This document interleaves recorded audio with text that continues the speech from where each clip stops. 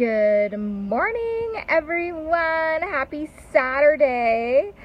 Good afternoon if you're someplace else. It could be morning for you at someplace else. So, wherever you are in the world, happy day. I hope you're having an amazing day. And I'm outside here. It's just absolutely gorgeous. It's cooled down a little bit in San Diego. So, I wanted to hop right in and talk about our subject at hand today, which is really around self-love and what that has to do with attracting in your man. I don't know if you guys have gotten a chance to watch today's interview with Orchid on the Successful Woman's Guide to Meet and Marry Her Man. It's amazing. I know you guys will get a ton of information, and I was inspired to do today's Facebook Live from that actual episode. So, at any rate, what is self-love? Self-love is tossed about often. It's not only tossed around, the words are tossed around, the languaging's tossed around, as well as, you know, what it is tossed around a bit. And I want to just make it really simple for you, because self-love is, in my opinion, the number one factor that will bring in lasting, authentic love. Because if you're truly, fiercely loving yourself, someone else can't help but to love you. And maybe that sounds like it's obvious, but it isn't always obvious. I've been at times in my life where I've taken, long journeys with, going on hiatuses from dating, and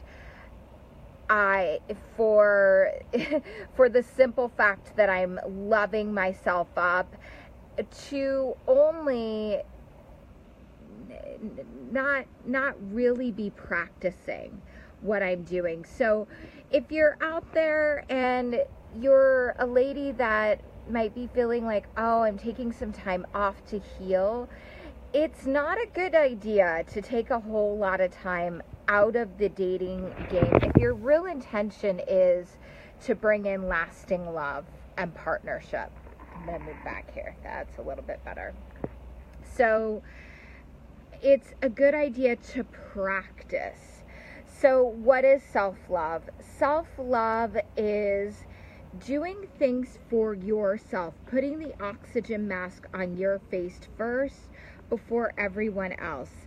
Having practices in your life that are just for you, whether that be your yoga, your walking, running, body care is really, really important. That's number one. How you talk to yourself. And I think a lot of us have subconscious chatter that goes on that's not so nice. Like, why did you do that? Why did you make that mistake, Cindy? Hi, Rupal. Again, if you're just joining, this is Cindy Olin, Create Your Own Luck and Love, and your host for the Successful Woman's Guide to Meet and Marry Her Man. And, if you're here, send me hearts, send me thumbs up. Let me know you're listening, that this resonates with you. Please feel free to send me questions. I am really happy to answer anything that comes up for you guys. So at any rate, so that mind chatter, that self-love, right? When it's slowing down and being conscious with yourself.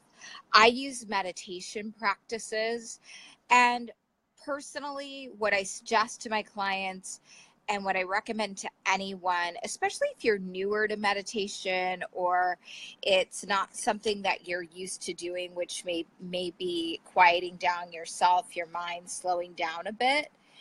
And sitting still. So something that I think is really powerful is, I call it a 7-minute meditation. Closing your eyes, getting in, a comfortable spot, open body position, and breathing, focusing on one word, one mantra that's positive that comes to your mind. Maybe that's love. Maybe that's gratitude. Maybe that's your child. Maybe that's maybe it's God. Maybe it's light. Maybe it's joy, energy, happiness. And really focus on that word and embody it. And believe me, as you're doing things, there'll be different, as you're doing a meditation, there'll be different thoughts that cross your mind, like the things that you need to get done that day, what time is your CrossFit training, whatever. And really keep that in mind. And don't beat yourself up for it. Oh, I noticed that thought. Thank you for showing up. And push it aside. So those are a few things to do around self-love. Also, taking time to write gratitude lists. And I think on a higher level, it's really being conscious of your thoughts and writing down affirmations like, I am lovable. I am enough. The right partner is gonna love me the way that I am. I'm beautiful. It's all of these things that will indeed open you up to receiving that and consistently doing that. I like little notes on the mirror or inside your medicine cabinet, places where you look that you can see them. That is super powerful. Writing your goals down. Writing down, I want to bring in the love of my life by February. And what are you doing around that? How are you getting support? Are you hiring a coach? I mean, Orchid and I talk about that because I didn't get to the knowledge that I've gotten to alone or just through heartache, heartbreak. I've studied under a number of mentors that walked before me. I was a high-end matchmaker for a number of years. I continually study what I do. I continue to research. I'm relevant, right? So if you're on the pathway to bringing in the love of your life and you're wondering, why am I still single? Why am I not inviting him in? Or why do I get into relationships only to find out he's not that serious? There's a disconnect. And I highly recommend watching this interview with Orchid and I because we talk about that. We talk about the disconnection. We talk about things that can happen or pop up as you're in your process. So dating online and having a clear vision of what you're seeking and not being so attached to his pictures that he needs to be the hottest, hunkiest guy. Are you the hottest, hunkiest woman? I mean that with absolute love.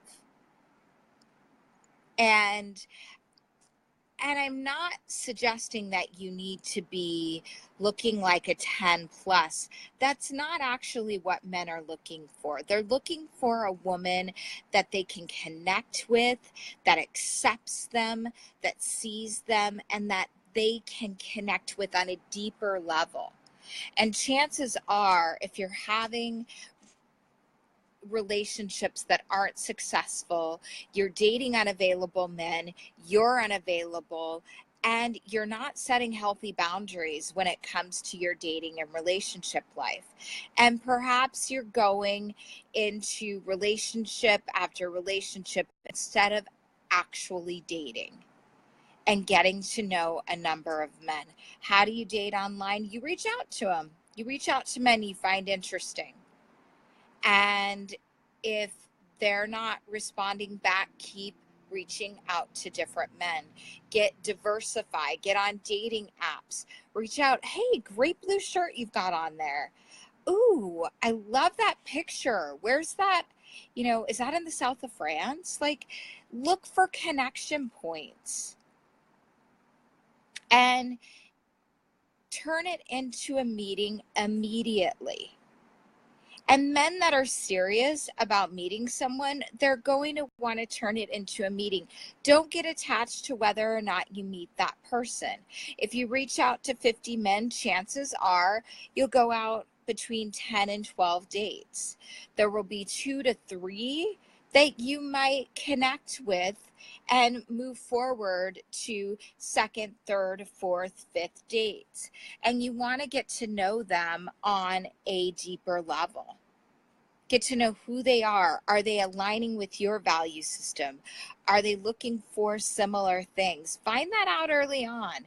It's easy to find out if someone is narcissistic, if someone isn't on the same page as you.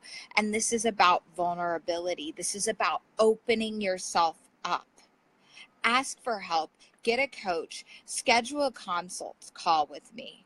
Get support in this area. This is the most important area of your life. And chances are, if you're meeting a lot of unavailable men or men that aren't looking for what you're looking for, there's a really good chance that there's a part of you that's hiding. How many times have you dated someone that you thought was a really good guy and you felt like you had a really great connection, only to find out he wasn't aligned with you? Well, there's a reason for that. There's a disconnection. And perhaps there could have been a deeper connection. But instead of worrying about that, worry about what you can do today. There are men everywhere. There is at least. And instead of focusing on the men that aren't available, that aren't really capable for having a relationship or the kind of relationship you want, instead of trying to force a square peg into a round hole, actually open yourself up to a guy that would be and get to know him. And if you find yourself shutting down, then there's something going on there. There's a fear of, if I really allow myself to open up, I could get hurt. And yes, that's always the chance you take. The second thing is setting boundaries. Healthy men love that.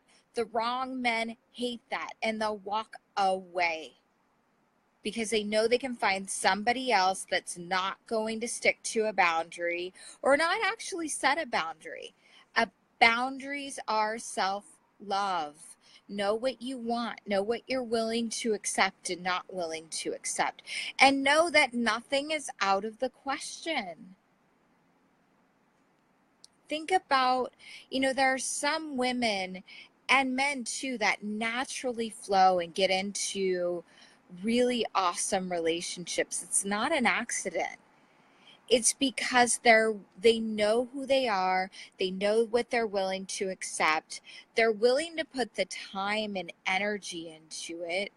And they're willing to become the best version of themselves. Don't wait till you're the best version of you, because guess what? Feedback is somebody that's in front of you. Feedback are your relationships. You can be heartbroken. I get it. So, things suck. Sometimes it doesn't work out. But that's also feedback. It's a little bit of feedback for where I'm at, what I've been willing to accept. What am I willing to accept today? Who am I willing to be? Who am I willing to show up as? So, you guys, if you have questions, you need support, I'm going to put a link in here, and I highly recommend you set up a call with me this weekend. I've got some flexibility, I'm around, and I'm here for you. So, I hope this is helpful. I'm sending you so much love. I want to see you get into the relationship that rocks your world. And he's out there. I don't care if you're 20, I don't care if you're 70. He is out there. It's all about what you're willing to open up to and not be too rigid around as well. It's like, if there's a fine line between acceptance and being and setting boundaries and being too rigid, right? And a lot of times when we're first setting boundaries around things, where the pendulum will slide way to the other side. And when it comes to healthy boundaries, there's always a negotiation down the road. And that comes later. And that's around healthy communication, honoring yourself, standing up for your needs, and knowing what your needs are, knowing what feels right and what doesn't feel right. So, again, you guys, I hope this is helpful. I hope you have an amazing weekend in store. And I want to hear from you. Put your comments, questions below. Let me know how you're doing, and have an amazing Saturday. Sending so much love. Bye, everyone.